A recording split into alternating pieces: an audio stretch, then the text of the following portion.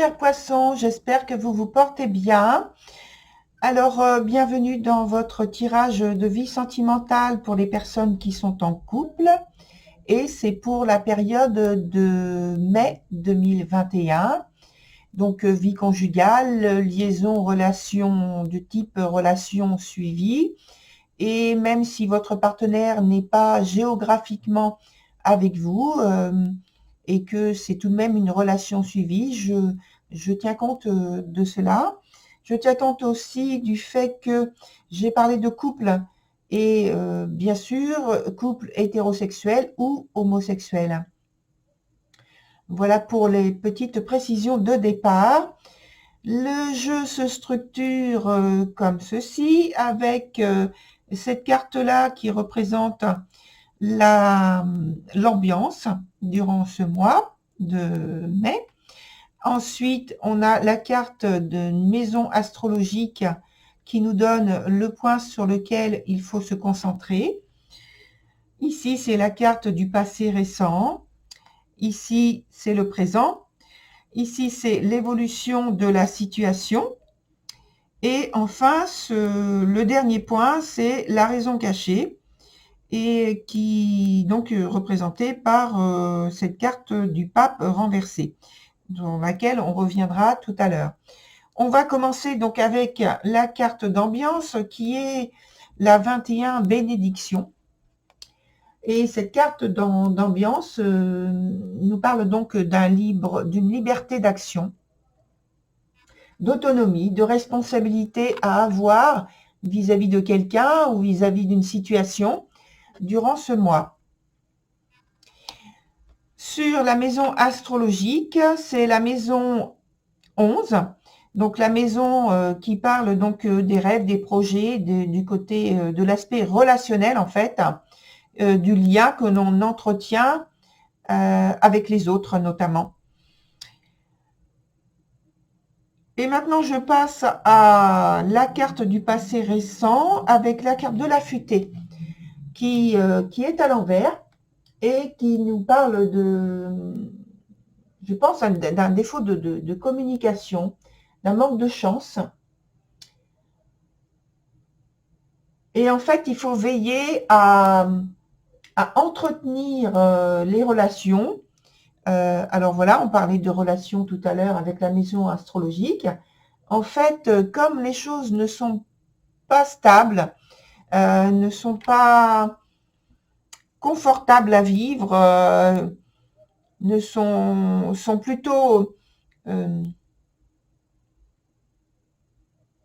confuses. Donc on vous conseille, donc c'est une carte du passé récent, hein, donc on vous conseille, alors peut-être que c'est comme ça que vous avez vécu cette période passée, en étant plus alerte, en étant plus à l'écoute, en étant plus peut-être disponible. En tout cas, c'était ce qui était conseillé, d'entretenir des relations de bienveillance, de s'efforcer d'être comme ça, et parce que c'est très difficile apparemment durant la période du mois de mai et un petit peu avant, donc assez récent, il y a des difficultés pour entretenir des relations qui soient enthousiastes, qui soient agréables, qui soient très ouvertes, sans qu'il y ait de jugement, de peur, de crainte, d'être mis de côté, jugé, critiqué. Là, c'est un petit peu plus compliqué. Il y a un manque de chance, un manque d'ouverture. Et c'est pour moi aussi l'idée, dans ce passé, il y a comme une idée de vouloir en fait transgresser peut-être des tabous, des choses qui sont considérées comme tabous, hein, dans la relation en question, et de vouloir aller plus loin, de vouloir approfondir certains sujets, certains thèmes qui n'ont pas été abordés, mais sans penser à mal, hein, juste à rétablir quelque chose que vous semblez, qui pour vous est une vérité et qui pour vous permettrait d'avoir un équilibre et une meilleure harmonie dans le couple, dans la relation que vous entretenez. Et par la suite, d'ailleurs, ça va dans le même sens avec la carte de l'instinctive qui se présente à l'envers elle aussi et qui parle justement. Alors c'est une carte qui est plutôt difficile au niveau des influences et donc qui parle d'impulsivité et au départ, et peut-être juste au départ que c'est juste de la spontanéité dans l'expression, mais malheureusement, comme il y a, je pense, de l'incompréhension ou une très grande sensibilité ou fragilité, vulnérabilité qui est dans la relation, ça déforme en fait ce genre de choses, d'expression, et ça crée des tensions. Et il y a donc peut-être je pense, de l'agressivité dans l'air, et, et ça crée plus de l'impulsivité dans les réponses, dans l'expression, plutôt que d'avoir du recul. On ne peut pas avoir de recul en fait. Et on vous dit de faire attention parce que ça peut très vite en fait dégénérer en très grosses disputes, en querelles, en conflits qui seraient difficilement contrôlables, difficilement gérables ensuite, et puis qui auraient des conséquences malheureuses. Et donc, dans l'évolution de la situation, on a la persévérante qui, elle aussi, est à l'envers. Et pour moi, c'est aussi la signification de cette carte qui vous dit que vous êtes dans une période de malchance, avec les désirs, les souhaits qui n'aboutissent pas comme prévu, comme vous vouliez. Ça crée de l'insatisfaction, de l'incompréhension, et il y a de ce fait un repli sur soi, ou alors, hein, les deux cas sont possibles.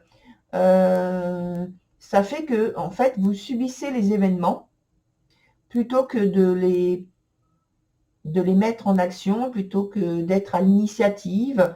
Et en fait, là, il y a plus une idée où on subit les événements, et puis le temps passe, on a le sentiment que les choses n'évoluent pas ou évoluent mais très très lentement, donc trop lentement, et c'est comme si que vous mettiez donc dans une position, vous prenez la décision en fait de renoncer à vous investir, à vous engager durant cette période dans la relation de couple, comme vous avez l'habitude de le faire auparavant,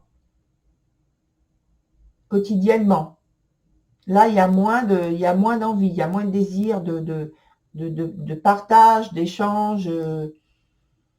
Voilà. Et dans le point ici de raison cachée, on a le pape qui est aussi renversé.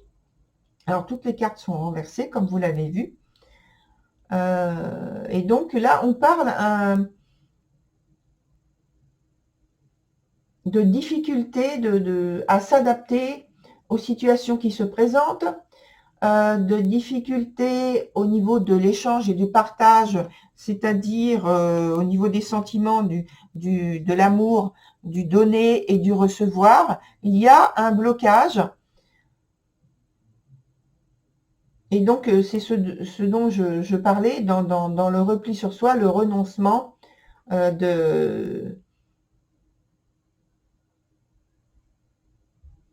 plutôt que d'agir et plutôt que d'être à l'initiative.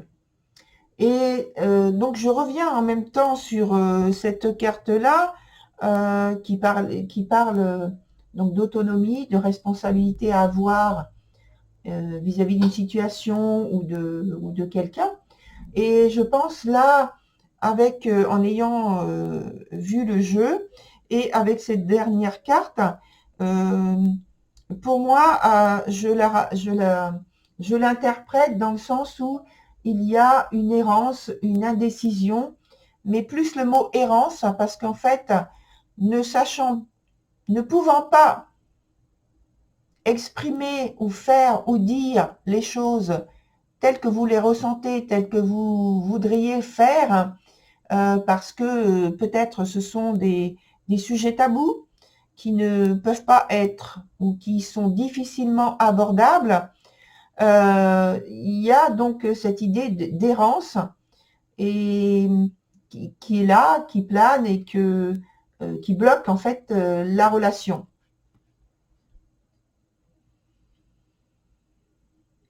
Voilà, chers poissons, je vous conseille d'aller voir donc votre signe lunaire et votre signe de Vénus, ainsi que votre signe ascendant, pour avoir davantage d'informations qui vous seraient peut-être utiles. Et en tout cas, je l'espère. Et puis, je vous souhaite bon courage et je vous dis à très bientôt. Au revoir, chers poissons.